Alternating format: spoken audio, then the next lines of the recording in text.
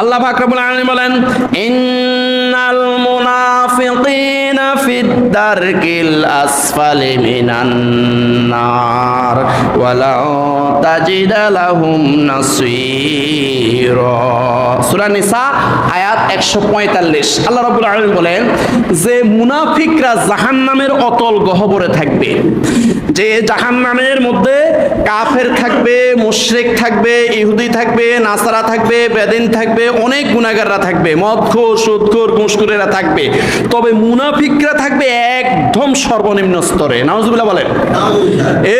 এই সমস্ত কাফের, মুশরিক, সুদখোর, মদখোর, জেনাখোর এদেরকে যে পোড়াইবে, পোড়ানোর কারণে যে সমস্ত শরীর থেকে যে সমস্ত মরক্ত বের হবে, পুজ বের হবে, এগুলো সব গিয়ে সে মুনাফিকদের দেহের মধ্যে পড়বে। নাউজুবিল্লাহ।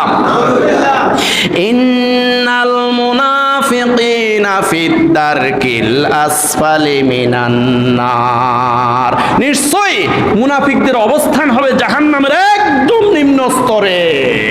ওয়ালা তাজিদা লাহুম নাসীরা, এই মুনাফিকরা কখনো তারা সাহায্যকারী পাবে না, কারণ তারা সবাইরে বাঁশ দিছে, সবাইয়ের মনে কষ্ট দিছে। সমাজের মধ্যে শিক্ষিত, অশিক্ষিত, জ্ঞানী, গুণী, হুজুর, এরপরে সাধারণ মানুষ, জেনারেল শিক্ষিত, এরপরে বড় লোক, এরপরে ধনী, গরিব, যা আছে সবার ফাঁসার মধ্যে বাঁশ দিচ্ছে। এই মুনাফিকরা কারো মনে কষ্ট দেয় না এমন না, মানে এর অর্থ হলো সমাজের মধ্যে মুনাফিকরা সবার মনে কষ্ট দিয়েছে।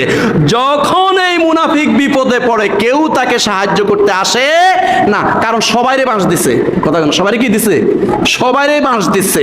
আল্লাহ পাক বলতেছেন, আল্লাহ পাক বলতেছেন ওয়ালান তাজিদা লাহুম নাসীরা, এই মুনাফিকরা যখন বিপদে পড়ে কেউ তাকে সাহায্য করতে আসে না, কারণ সবাইকে সে কষ্ট দিয়েছে, সমাজের মধ্যে সবার মনে কষ্ট দিয়েছে, সবার ক্ষতি করেছে।